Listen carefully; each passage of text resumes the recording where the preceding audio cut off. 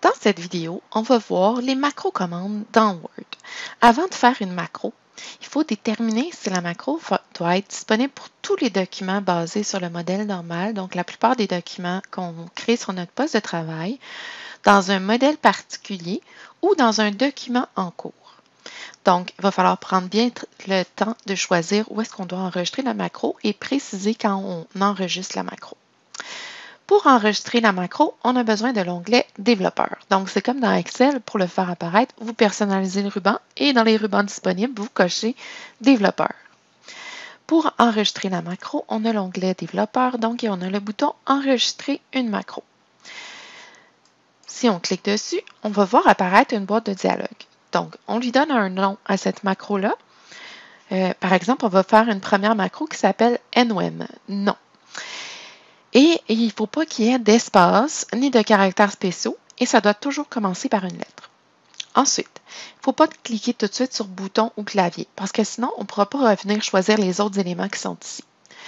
Enregistrer la macro dans, c'est ici qu'on doit venir décider dans quoi on veut enregistrer notre macro. Donc, est-ce que c'est dans le document actuel ou c'est dans un document, dans le modèle normal? Donc, si je n'ai pas pris le temps d'enregistrer mon document actuel avant pour en faire un modèle, par exemple, ou un document avec macro, ben, c'est préférable que je le fasse d'abord, puis que je vienne ensuite dans la boîte de dialogue pour sélectionner ce modèle-là. Donc, dans mon cas ici, je vais prendre normal de thème. Et je peux écrire une petite description ici, comme on avait l'habitude de le faire en commençant avec un verbe à l'infinitif. On écrit une petite description de ce que fait cette macro-là. Donc ici, ça insérer une signature, par exemple. Et là, on clique soit sur bouton si on veut associer un bouton à notre macro-commande, ou on clique sur clavier pour associer un raccourci clavier à notre macro-commande. Ça doit être fait en dernier après avoir sélectionné les 3 éléments qui sont ici.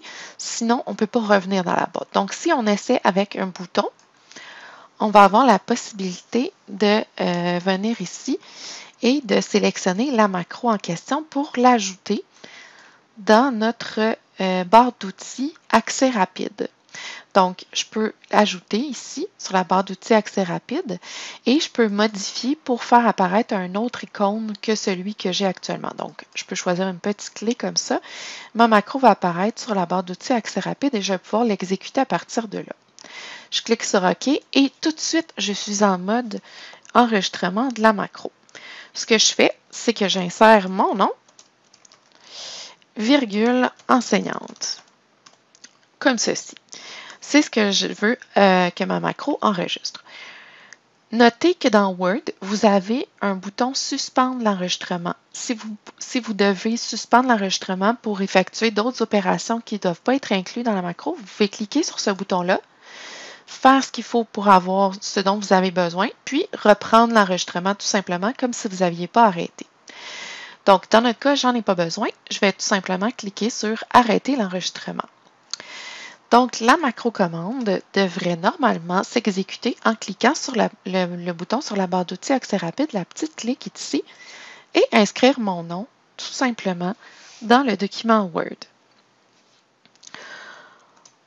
Maintenant, je vais enregistrer ce document-là ici. Je vais enregistrer sous et je vais aller l'enregistrer avec, je vais mettre sur mon bureau pour que ce soit rapide. Donc, je vais l'appeler macro perso. Et je vais choisir un document. Je peux choisir entre un document Word qui prend en charge les macros avec l'extension DocM ou je peux choisir modèle Word prenant en charge les macros avec .m. Donc, c'est le modèle que je vais choisir, modèle macro avec prise en charge des macros. Et je peux cliquer sur enregistrer. À partir de maintenant, si je fais une macro, je vais essayer de penser de toujours la mettre dans mon modèle macro perso. Je vais créer une deuxième macro. Donc, j'enregistre une nouvelle macro et on va montrer un peu les subtilités des macros dans Word. On va l'appeler nom 2. Et cette fois-là, on va faire une petite erreur dans mon nom pour le corriger, puis on va voir ce que ça va donner comme résultat. Donc, ici, je veux l'enregistrer dans mon document basé sur macroperso.dotem, donc dans mon modèle macroperso.dotem. Je peux insérer une description, mais pour la suite de l'exercice ou de la vidéo, je ne vais pas inscrire de description à chaque fois, mais sachez que c'est important de le faire pour les macros quand vous créez pour différents documents. Et là, je peux décider, par exemple, que je voudrais un raccourci clavier. J'arrive dans la boîte de dialogue ici, je sélectionne la macro et j'affecte, par exemple, Alt 1. J'affecte une macro Alt 1 affectée à non attribué dans macro perso. Je clique sur attribuer. Donc, je dois me rappeler que Alt 1, ça va être le raccourci pour ma macro et je clique sur fermer. Je suis tout de suite dans l'enregistrement de ma macro et là, je vais oublier de mettre une majuscule à Josée Rouleau comme ça, enseignante. Et là, avec ma souris, je vais venir sélectionner le J pour le remplacer par un J majuscule. Je me place à la fin et j'arrête l'enregistrement de ma macro. Je vais effacer pour pas que ça porte à confusion. Si j'exécute avec Alt 1 ma macro, on va voir que Word ne va pas enregistrer le déplacement que j'ai réalisé avec la souris et la sélection que j'ai fait non plus. C'est pas enregistré. Donc, il m'a ajouté le J à la toute fin de ce que j'avais écrit au départ. Donc, c'est bon à savoir, dans Word, dans les macros, si je me déplace avec la souris, c'est pas enregistré. Il va falloir trouver une autre façon de le faire. On fait une troisième macro. On va l'appeler nom 3. Donc, enregistrer une macro. Je vais l'appeler nom 3. Je l'enregistre dans mon macro perso.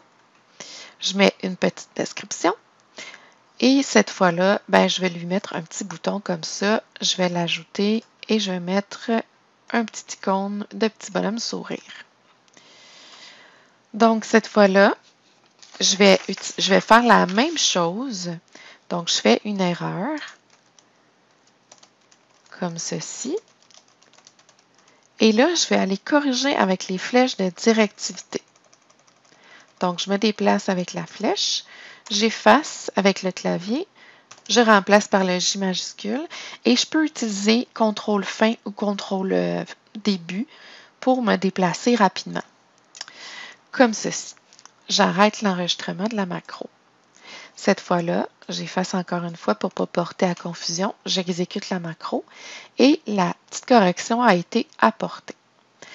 On va aller voir le code de ces macros-là. Donc, il s'appelle nom, nom 2, nom 3.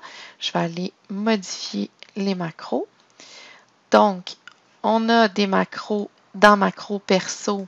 J'ai un module qui s'appelle New Macros. Et si je double-clique dessus, je vais le voir apparaître avec nom 2 et nom 3. Parce que si vous vous rappelez bien, nom 1, je l'avais enregistré dans normal. Donc, si jamais je veux copier ce code-là, je peux faire CTRL-C et je peux l'amener dans mon module pour mon fichier macro perso. Donc, et dans normal, je pourrais l'effacer tout simplement pour ne plus avoir la macro dans normal, mais bien dans mon modèle macro perso.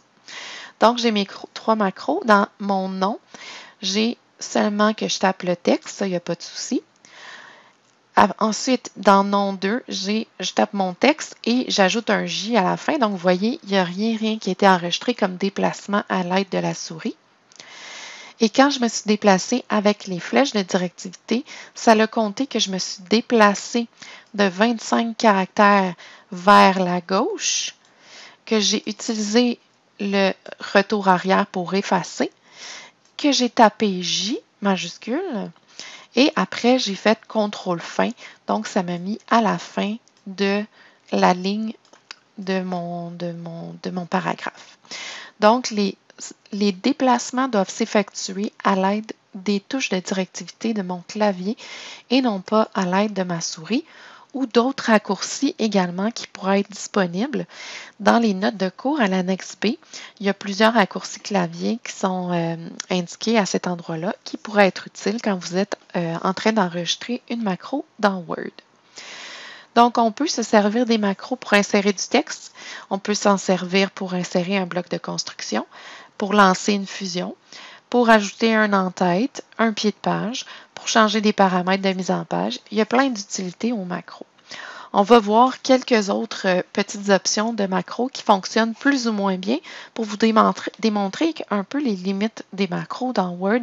C'est pas aussi facile ou simple plutôt d'utilisation que ce l'était dans Excel. Donc ici, je vais ajouter par exemple du texte avec un paragraphe de 5 lignes comme ceci de Lorem Ipsum. Et je vais vous montrer, par exemple, que si je veux changer un paragraphe, le texte du paragraphe de couleur, c'est pas simple comme ça pourrait sembler l'être. Donc, j'enregistre une nouvelle macro. Je vais l'appeler rouge et je vais tout simplement l'enregistrer dans macro perso. Je ne vais pas associer de bouton ou de raccourci clavier. Je vais tout simplement aller l'exécuter par la suite dans l'onglet développeur. Donc, je clique sur OK. Si je fais un triple clic dans mon paragraphe pour le sélectionner au complet, je vais dans le ruban Accueil et je choisis la couleur rouge pour l'appliquer à mon paragraphe.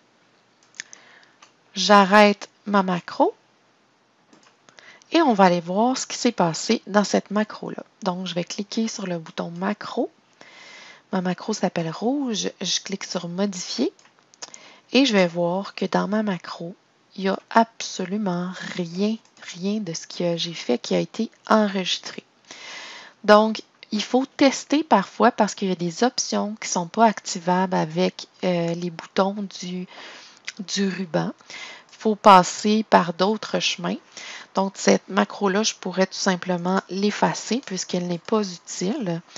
Donc, même si j'ai changé la couleur de mes caractères, ça n'a pas fonctionné.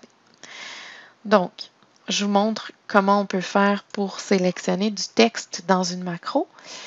Il faut utiliser la touche F8. Donc, on peut le faire à l'extérieur de la macro. Si j'appuie une fois sur F8, il ne se passe rien, mais je passe en mode sélection. 2 fois sur F8, je sélectionne un mot. 3 fois sur F8, je sélectionne une phrase. 4 fois sur F8, je sélectionne un paragraphe. 5 fois sur F8, je sélectionne le document complet. Pour arrêter d'être en mode sélection, j'appuie sur Échappe et pour désélectionner, j'appuie sur une flèche de directivité. Donc, c'est comme ça qu'on peut enregistrer des sélections. Je vais donc enregistrer une nouvelle macro. Je vais l'appeler texte session, comme ceci. On va cliquer sur OK. Et je vais venir ici, tout simplement en bas, je vais taper « La session est presque terminée », comme ceci.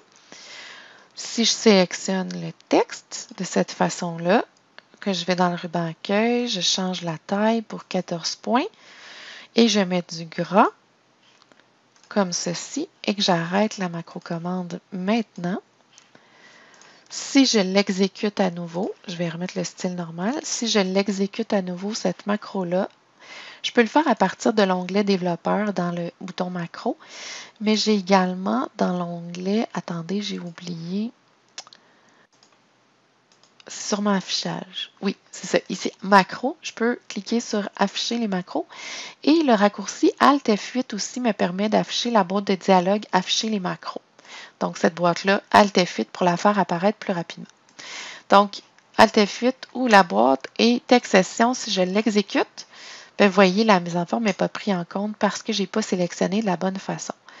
Tout ce qui est enregistré, et là, je voulais simplement vous faire une autre démonstration, c'est tout simplement le texte qui a été ajouté, sauf que comme il n'enregistre pas ma sélection, ma taille de 14 points ne s'applique pas et le gras, le bold, ne s'applique pas non plus parce que je n'ai pas enregistré de la bonne façon. Mais, contrairement à la couleur rouge, ça s'appliquait avec les boutons.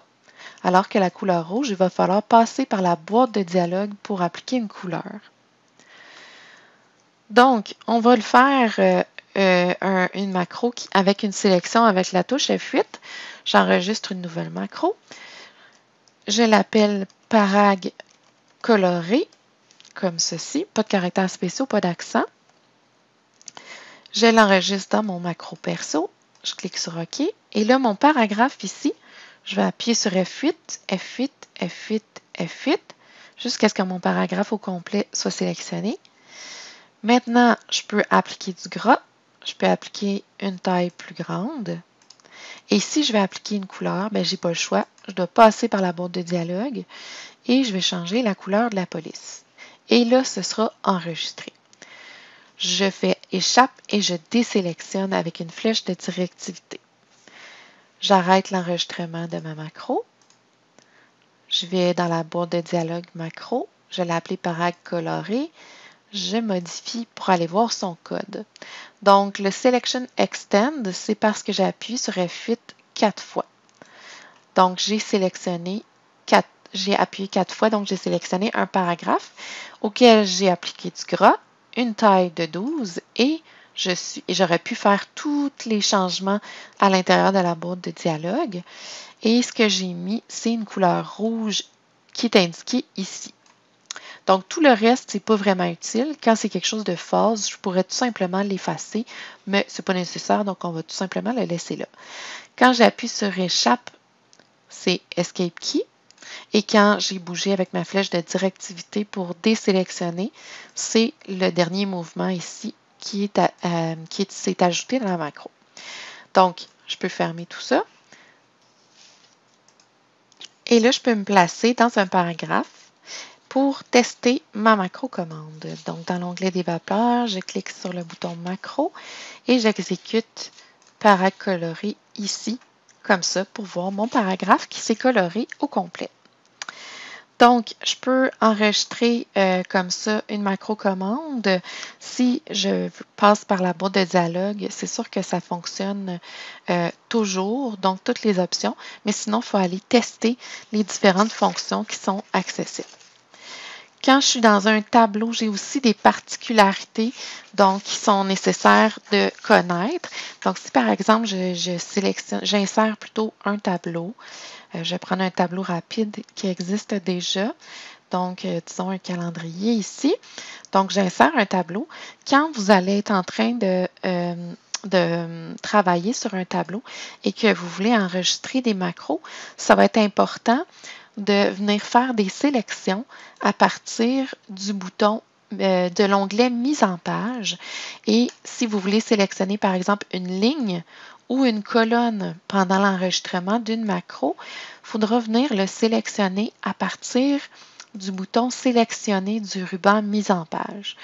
Donc, c'est ici que vous pouvez faire des sélections et non pas avec votre souris. Ça ne va pas fonctionner.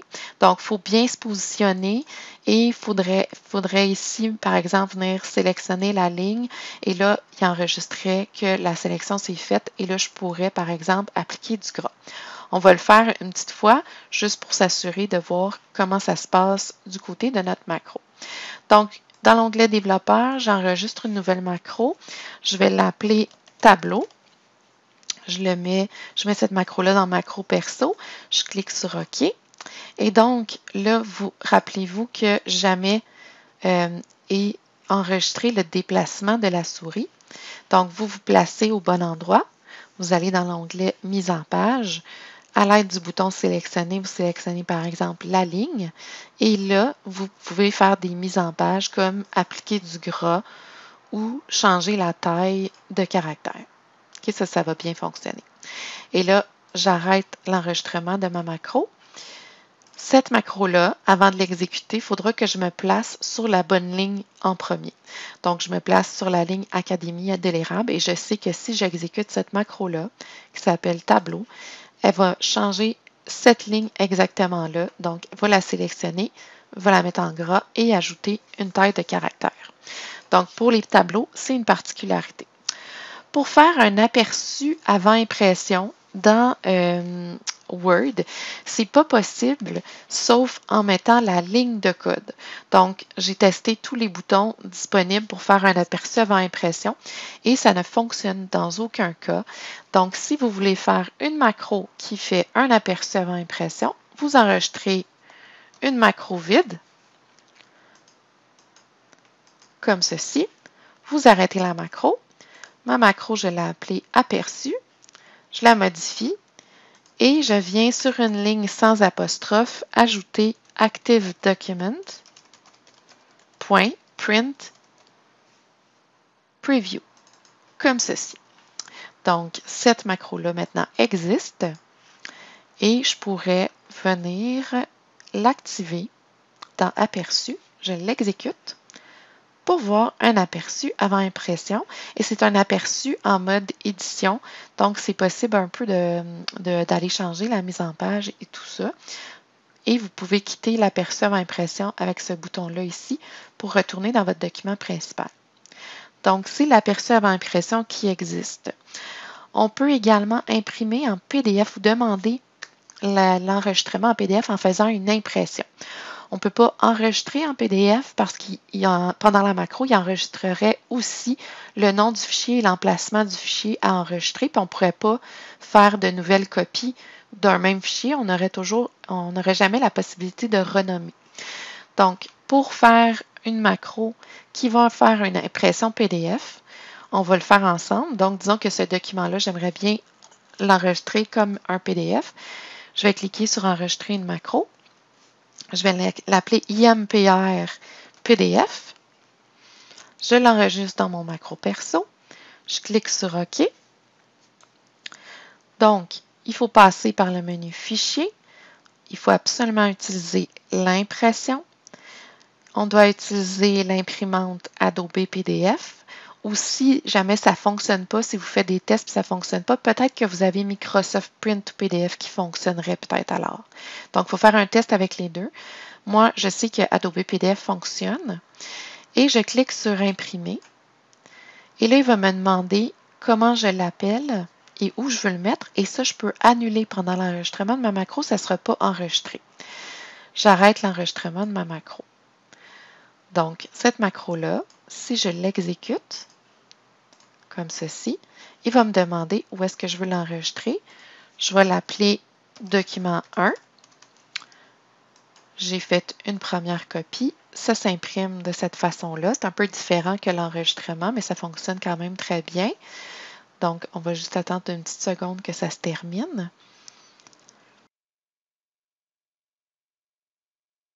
Mon fichier PDF a été créé. Donc, il va s'ouvrir également. Donc, mon document, c'est bel et bien créé. Et si j'exécute à nouveau cette macro-là, donc macro imprime PDF, je vais encore avoir l'occasion de soit renommer de la même façon ou soit de nommer avec un nouveau nom puis d'enregistrer une deuxième copie. Donc, pour faire des PDF, c'est de cette façon-là qu'on peut le faire. Donc, pour lancer une macro, vous avez vu qu'on a les petits boutons sur la barre d'outils accès rapide, on a les raccourcis clavier, on a la boîte qui est accessible avec Alt F8, qui est accessible avec le bouton macro de l'onglet développeur et le bouton macro de l'onglet affichage. Donc, c'est des possibilités. Pour supprimer une macro, ça fonctionne de la même façon que dans Excel, c'est-à-dire que je viens dans la boîte de dialogue, je sélectionne la macro à supprimer et je la supprime tout simplement comme ça. Il me demande est-ce que je veux bien faire ça. Je dis oui. J'en avais une de trop. Donc, maintenant, je peux fermer tout simplement. Et après coup, si jamais vous voulez ajouter un raccourci clavier ou mettre un bouton sur la barre d'outils accès rapide, c'est possible de le faire après également. Donc, si je veux ajouter à la barre d'outils accès rapide, je peux cliquer sur le bouton ici, autre commande. Je viens sélectionner dans la liste déroulante les macros. Les macros vont apparaître ici. Je prends la macro que je veux ajouter sur la barre d'outils accès rapide. Et là, ici, c'est écrit pour tous les documents par défaut. Mais comme la macro ne fait pas partie de tous les documents, il faudrait idéalement choisir pour macro perso. Parce que sinon, si je laisse pour tous les documents et que la macro fait partie d'un modèle autre que normal, bien, le bouton va être là, mais ce ne sera pas possible de l'exécuter. Donc, dans ce cas-là, il faut penser à prendre le modèle dans lequel la macro a été créée. Et là, ma macro aperçue, je peux, ou imprimer PDF, disons, je peux l'ajouter à ma barre d'outils accès rapide, modifier le petit icône qui est utilisé. Je peux changer le nom qui est associé, donc impression PDF, comme ceci. Et il va apparaître sur ma barre d'outils accès rapide. Et quand je le pointe avec, il y a une infobulle qui apparaît et l'infobulle me montre ce que j'ai choisi comme terme à lui associer. Pour ce qui est de lui associer un raccourci clavier, je peux faire un clic droit dans le ruban, sélectionner personnaliser le ruban. Et ici, je peux cliquer sur personnaliser les raccourcis clavier. Dans la zone de gauche, je viens sélectionner les macros. Dans les macros à droite, je viens sélectionner la macro pour laquelle je veux associer un raccourci clavier. Je viens dans la section Nouvelles touches de raccourci et j'appuie moi-même sur les touches de raccourci Alt 2. Je l'enregistre dans le modèle macro perso et je clique sur Attribuer. Je ferme et je ferme. Donc, si j'appuie sur Alt 2, j'ai associé le bouton et le petit bouton ici pour faire des PDF va fonctionner également. Je vous montre une dernière chose. Donc, vous vous rappelez peut-être des macro buttons que je vous avais montré pour faire un indicateur de saisie pour les gens. Mais sachez que les macro buttons ont été créés principalement parce qu'on voulait exécuter des macros à l'aide de ces boutons-là. Donc, je vous montre comment on fait pour exécuter une macro à l'aide d'un macro button. Vous devez aller, ou vous pouvez le faire manuellement, mais je vous conseille de passer par le menu Insertion, Quick Part, Champs. Dans la section Nom des champs, vous sélectionnez Bouton macro. Dans le texte à afficher, c'est le texte qui va s'afficher, qui va être là et qui va inviter la personne à faire un double clic sur le bouton macro.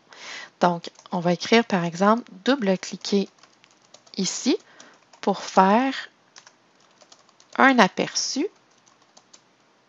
du document, comme ceci. Et je vais aller chercher ma macro qui s'appelle aperçu, que je vais trouver.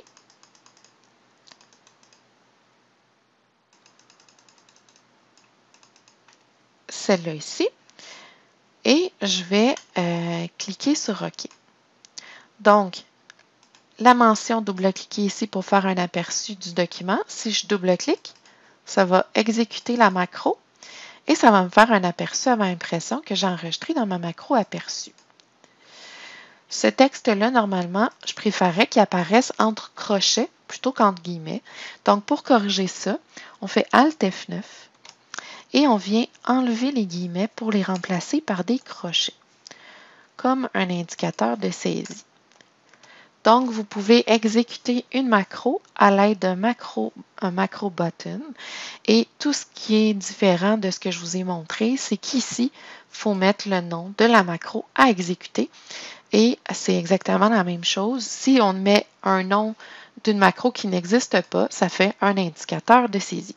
Je fais Alt F9 par la suite pour retourner à mon affichage normal. Et donc, pour résumer tout ça, si jamais vous vous êtes trompé d'enregistrement quand vous enregistrez la macro, si vous allez dans le module du modèle normal, si vous avez par erreur enregistré une macro dans le modèle normal, vous pouvez toujours copier tout ça et le remettre dans votre module de votre modèle. Il n'y a pas de souci à ce niveau-là. Ça peut se faire très, très bien. Et vous pouvez ensuite la supprimer de votre module de normal et vous avez toutes vos macros au même emplacement. Donc, pour résumer tout ça, la démarche est semblable de celle d'Excel, sauf certains cas de VBA qui diffèrent un peu. Il y a des options qui sont plus complexes à appliquer, mais on ne va pas configurer de conditions dans Word. On ne va pas faire autre chose de plus que ça. On ne modifiera pas non plus le code VBA, sauf pour la commande que je vous conseille d'ajouter quand votre macro-commande est relativement longue. C'est celle qui empêche de voir le déroulement des macros à l'écran. Donc, l'application Screen Updating égale à false. Vous pouvez l'ajouter au début de vos macros pour éviter de voir son déroulement à l'écran. Ça fait le tour des macro-commandes dans Word.